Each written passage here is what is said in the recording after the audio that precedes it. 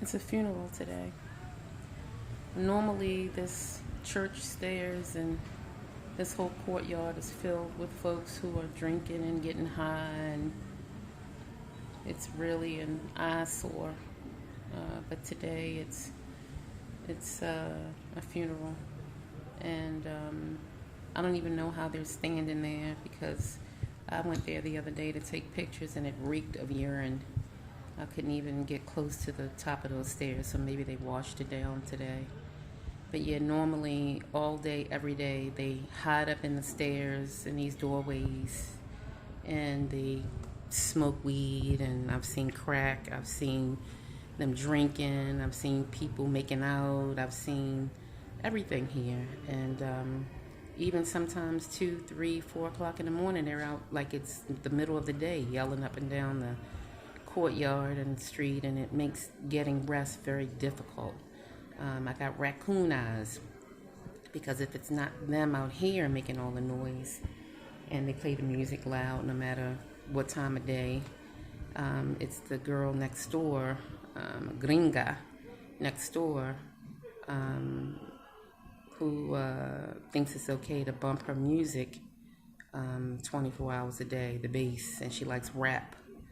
And she's American, white girl, but she bumps her little music all day. And I just finally had to mention something to the owner that I was checking out, and I am, because this is not conducive to what I'm here for. So she can have her loud music and they can have their shenanigans. But yeah, I'm going to definitely be checking out in the next few days. This time I'll just go ahead and spend the money. This was like close to $550 for the month. And the only reason I really chose it is because it's walking distance, like literally 5 minutes. I've walked it the last couple days. It's less than 5 minutes to where I'll be working, the school I'll be working at. So I would rather pay to have peace and quiet and have to get an Uber or a bus or a taxi than to deal with what I'm dealing with here.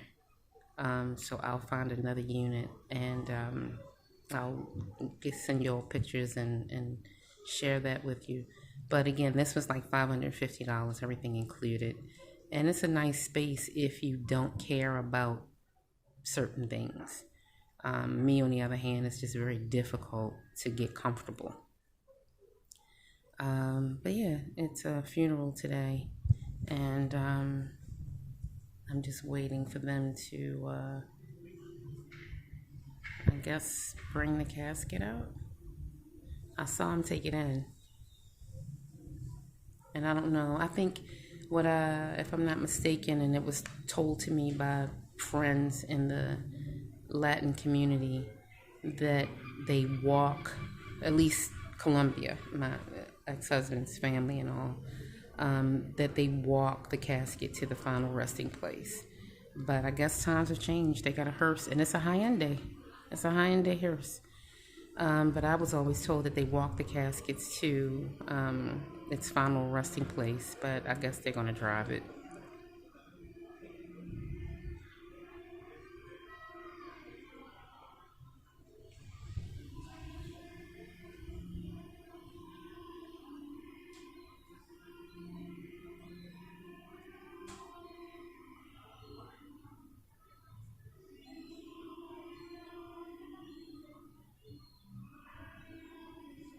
And they even have buses that are picking people up, taking them to where they're going. So that's a regular bus right there.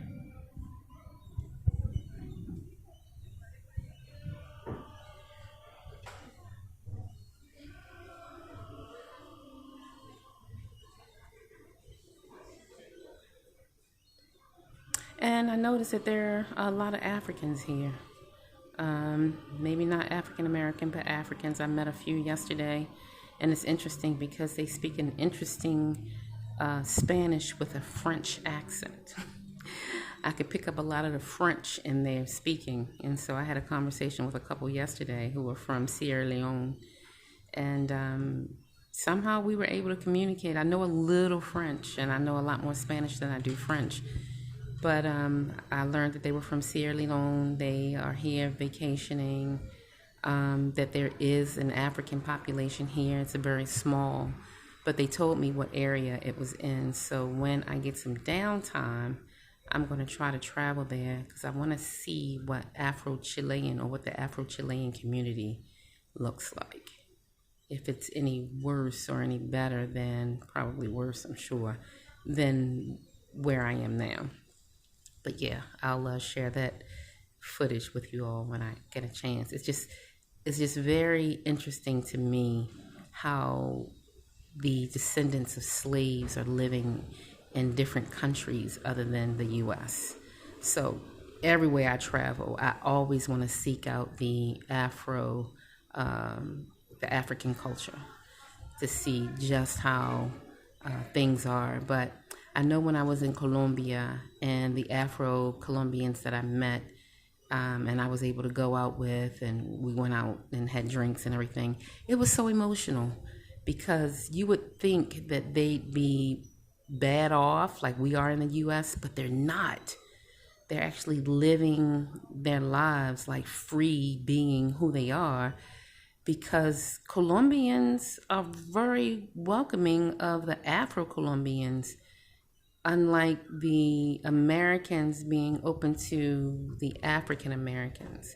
Like, I didn't sense any racism, any discrimination whatsoever the entire time I was in Colombia, except in the airport. And it was someone who was brown like me, which is expected.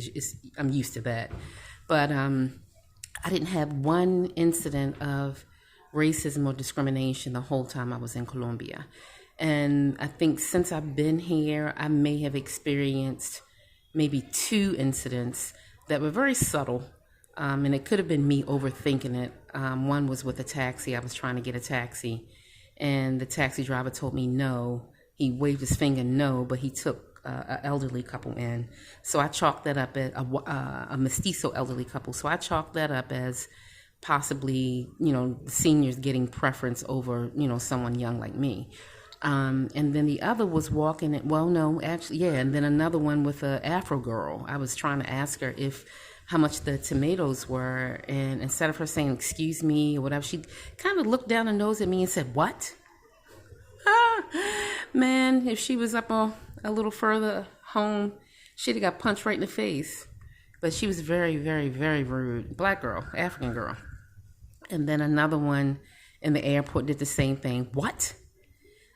So it's funny how I get very little of that funk from other folks. We get it more from people that look just like us. And that's sad.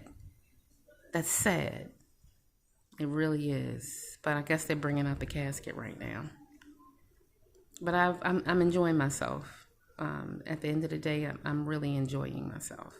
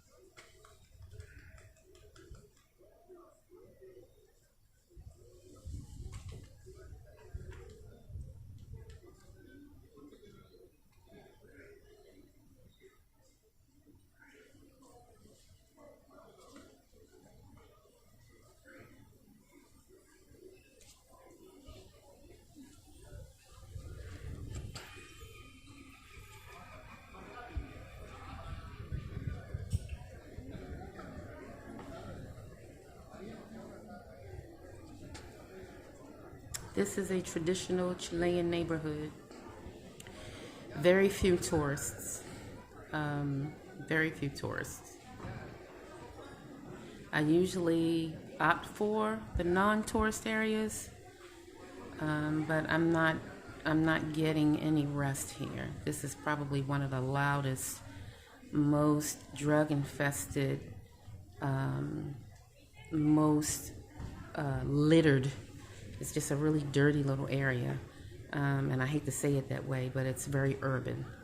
But this area I just can't function in. It's very different than Colombia, and I stayed in traditional neighborhoods in Colombia too. It's very different, and I don't know why. I don't know what the poverty is just a little different here in Chile than it is in Colombia. The standard of living is just a little different in Colombia than it is here in Chile. But this is the first traditional neighborhood I've ever really stayed in. The same estrada, which is the level, because in Colombia they have estradas, which tells you if the neighborhood is poor or wealthy. I don't want to say good or bad, because you can have some wealthy neighborhoods that are bad. But it's the same estrada as Colombia.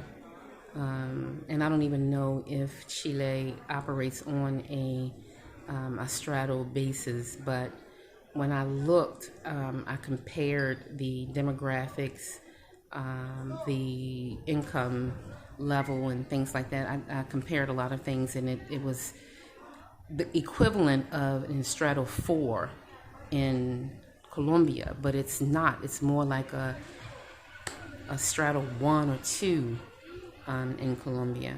So I don't know why, but yeah, it's very different, very, very different. But yeah, I guess it's over. I'm gonna end this video, but yeah, a traditional funeral here in Valparaiso,